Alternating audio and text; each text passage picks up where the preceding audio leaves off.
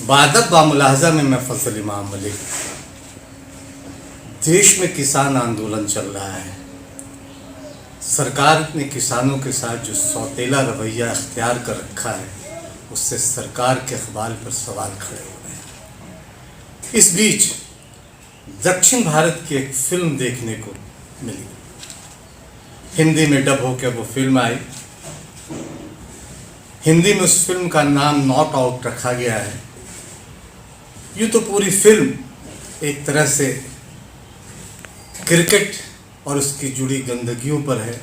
Cricket का जो कालापन है उस फिल्म में दिखाया गया है, और सिर्फ क्रिकेट का ही नहीं, एक लड़की और एक महिला के संघर्ष को भी दिखाया गया है कि गांव की एक लड़की किस तरह से गांव की गलियों से निकलकर देश के लिए खेलना चाहती है, और क्रिकेट का जो तंत्र है, जो वो भारतीय क्रिकेट कंट्रोल बोर्ड की भी बात कर लें, किस तरह से खिलाड़ियों के साथ भेदभाव का रवैया अख्तियार करता रहा, हम तमाम इस सच से को जानते हैं।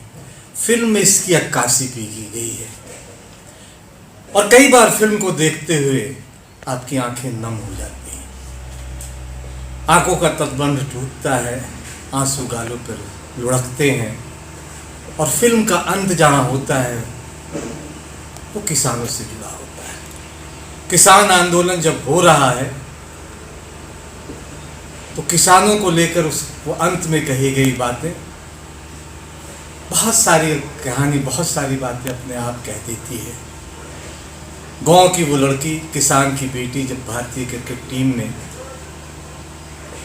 की तरफ से खेलती है और मैन ऑफ द मैच होती है, और मैन ऑफ द मैच के बाद जब उस अपनी पीड़ा को, अपने किसान पिता की बात करती है, अपने गांव की बात करती है, खेती किसानी की बात करती है, तो किसान आंदोलन याद आता है।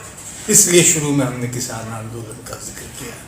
इस फिल्म को के निर्देशक है अरुण राज कामराज, और ऐश्वर्या राजेश, सत्यराज और दर्शन फिल्म के कलाकार हैं। कोच की भूमिका जिन्होंने भी निभाई है। बहुत सारे चेहरे जिन्हें हम दक्षिण भारत के नहीं पहचानते हैं।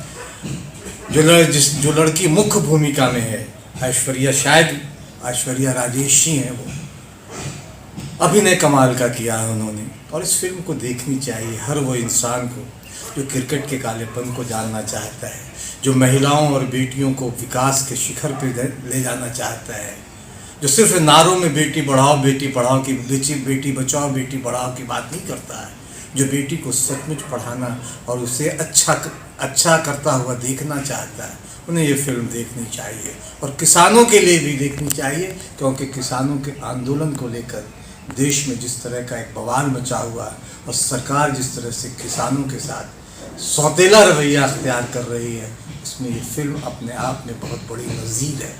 और फिल्म का क्लाइमेक्स, फिल्म का अंतिम सीन किसानों की पूरी पीड़ा को उस लड़की के माध्यम से सामने लाकर खड़ा कर देती है, जो पीड़ा आज किसानों के मन में है, भले सरकार के मन में ना हो। बादब बामुलाहजा में उस फिल्म का एक सीन, अंतिम सीन देखें, लेकिन उससे पहले एक गुजारिश, एक निवेदन है कि अगर अभी तक आपने बादब बामुलाहजा को सब्सक्राइब नहीं किया तो उसे सब्सक्राइब करें, लाइक करें, और ज़्यादा से ज़्यादा शेयर करें, ताकि हम आपकी ताकत बने और आप हमारी ताकत बने। साथ ही साथ जन सरोकारों की पत्रकारिता को बचाए रखने के लिए ज़रूरी ये है कि आप बादब बामुलाहजा के साथी बने, अपनी क्षमता के अनुसार उसका आर्थिक सहयोग भी करें। जब हम स्वादिष्ट खाना खाते हैं तो हम बनाने वाले की तारीफ करते हैं, पर उस किसान का नहीं सोचते जिसने वो फसल उगाई। ये कहना क्या चाहती है सर? हमें खेल तमाशा देखने की इतनी आदत हो गई है कि किसानों की जिंदगी भी हमें खेल और तमाशा ही लगने लगी है। जब इस देश में एक किसान अपनी हिम्मत हारता है तो सिर्फ उसकी हार नहीं होती, उन सब की होती है जो भूख लगने पर उसका दिया खाते हैं। हम 11 लोग यहाँ इंडिया के लिए वर्ल्ड कप जीतने के लिए आए हैं, लेकिन उन गरीब किसानों को जिताने के लिए कोई टीम है क्या?